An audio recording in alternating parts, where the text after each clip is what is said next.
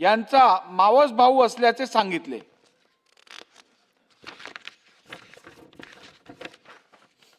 याबाबत संबंधितांविरुद्ध तसेच त्यांच्या बरोबरच्या इतर 6 ते 7 अनोळखी इसमांविरुद्ध मरीन ड्राईव्ह पोलीस ठाणे येथे गुन्हा रजिस्टर क्रमांक 135/2025 कलम 132 कलम 189(1) क ख कलम 189(2) कलम 190 कलम 191(2) कलम 194(2) कलम 195(1) कलम 195(2) आणि कलम 352 भारतीय न्याय संहिता 2023 अन्वये गुन्हा दाखल करण्यात आलेला असून त्यांच्यावर या प्रकरणी फौजदारी स्वरूपाची कारवाई करण्यात येत आहे। या प्रकरणी कोणत्याही स्वरूपाची परवानगी नसताना व अधिकृत प्रवेशिका नसताना अनधिकृतपणे विधान भवनाच्या आवारात हे अभ्यंगत सदस्यांसोबत आले व त्यांनी मारामारी करून अत्यंत आक्षेपार्ह स्वरूपाचे कृत्य केले आहे असे दिसून येत आहे। विधानमंडळाच्या प्रसीमेमध्ये अशा स्वरूपाची घटना यापूर्वी कधीही झालेली नाही। सदस्यांनी विधानमंडळात येताना कोणत्याही अनाहूत व्यक्ती व अभ्यंगत यांना विधिमंडळाच्या परिसरात आणण्याची मुळात कोणतीही आवश्यकता आहे असे मला वाटत नाही। तसेच असे अभ्यंगत कोणत्याही कारणास्तव सदस्यांबरोबर विधान भवनात आलेच तर त्यांच्या वर्तणुकीची संपूर्ण जबाबदारी संबंधित सदस्यांनी घेणे आवश्यक आहे व कोणत्याही अभ्यंगताच्या आक्षेपार्ह वर्तणुकीसाठी सदस्यांवर देखील जबाबदारी निश्चित करणे गरजेचे आहे।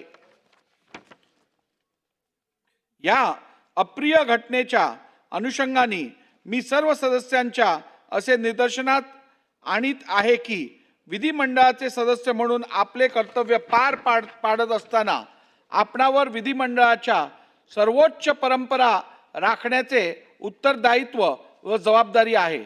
सदस्यांनी सभागृहाच्या आत आणि सभागृहाच्या बाहेर वर्तनाची उच्च मानके पाळणे अपेक्षित आहे। सदस्यांचे वर्तन विधिमंडळाची प्रतिष्ठा वाढवणारे असावे। सभागृहाच्या उच्च प्रथा परंपरा व गरिमा बाधित होईल असे वर्तन सदस्यांनी करू नये। विधिमंडळाला लोकशाहीचे मंदिर म्हणून संबोधितले जाते। अशा पवित्र ठिकाणी सर्वांनीच विशिष्ट संकेतांचे काटेकोरपणे पालन करणे अनिवार्य आहे। लोकांचा लोकशाहीवरील विश्वास दृढ राहावा असे विधिमंडळ सदस्यांचे वर्तन असणे अपेक्षित आहे। या संदर्भात आमदारांच्या नैतिक आचरणाचे उच्च मापदंड राखण्यासाठी लोकसभेच्या धर्तीवर नीतिमूल्य समिती गठीत एथिक्स कमिटी गठीत करण्याचे विचाराधीन आहे। लवकरच मान्य सभापती महोदयांची विचारविनिमय करून व गटनेत्यांची संपर्क साधून या विषयाचा निर्णय पुढच्या 1 आठवड्यात घेण्यात येईल। आपल्या सर्वांनाच माहित आहे पार्लिमेंटमध्ये जी एथिक्स कमिटी आहे त्या एथिक्स कमिटीकडे वाईड रेंज ऑफ पॉवर्स आहेत। त्यांनी यापूर्वी खासदारांचं केवळ निलंबन नाही तर सदस्यत्व पण रद्द करण्यासंदर्भातली भूमिका पार्लिमेंटमध्ये घेतलेली आहे। त्यामुळे ही एथिक्स कमिटी फॉर्म झाल्यानंतर सदस्यांनी याचं गांभीर्याची नोंद निश्चितपणे घ्यावी। गेल्या काही दिवसांमध्ये विधिमंडळ सदस्यांबाबत ज्या घटना घडल्या त्यामुळे विधानमंडळ सदस्यांप्रती लोकांच्या मनात अनादर निर्माण होईल की काय अशी शंका माझ्या मनात निर्माण होत आहे। विधानमंडळाच्या उच्च प्रथा परंपरा यांचे पालन करणे ही आपली घटनात्मक जबाबदारी आहे। कारण शेवटी आपले उत्तरदायित्व हे संविधानाशी आहे। विधानमंडळासह सर्व संस्था संविधानामधून निर्माण झालेल्या आहेत। विधानमंडळाच्या सदस्य म्हणून शपथ घेताना आपण कायद्याद्वारे स्थापित झालेल्या भारताच्या संविधानाबद्दल खरी श्रद्धा निष्ठा बाळगण्याची व आपले कर्तव्य निष्ठापूर्वक पार पाडण्याची आपण शपथ घेतली आहे. त्याचे आपण सर्वांनी गांभीर्यपूर्वक पालन करणे अपेक्षित आहे.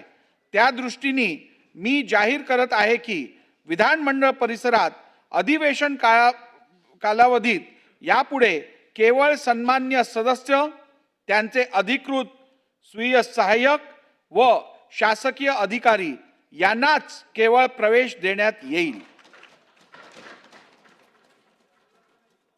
इतर अभ्यागतांना प्रवेश देण्यात येणार नाही.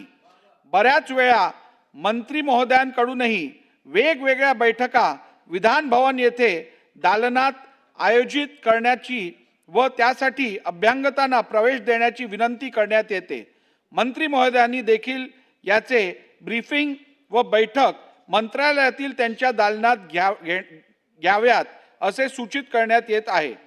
अत्यंत अपवादात्मक परिस्थितीत मान्य अध्यक्ष व मान्य सभापती यांच्या समावेश असलेल्या मंडळाची मान्यता घेतल्याशिवाय मंत्री महोदयांना विधानमंडळात येथे बैठक घेण्याची व अभ्यागतांच्या प्रवेशाची परवानगी देण्यात येणार नाही. श्री जितेंद्र आव्हाड यांच्याबरोबर आलेले अभ्यागत श्री नितीन हिंदूराव देशमुख व श्री गोपीचंद पडळकर यांच्या समवेत आलेले अभ्यागत श्री सर्जेराव बबन टकले या दोघांचे वर्तन सभागृहाच्या प्रतिमा व प्रतिष्ठेला मलिन करणारे असल्याने एक प्रकारे सभागृहाच्या विशेष अधिकार भंग व अवमान त्यांनी केला आहे. म्हणून त्यांच्या विरुद्ध चौकशी करून विशेष अधिकार भंग अवमानाची कारवाई करण्यास्तव मी हे प्रकरण विधानसभा विशेष अधिकार समितीकडे सुपूर्द करीत आहे.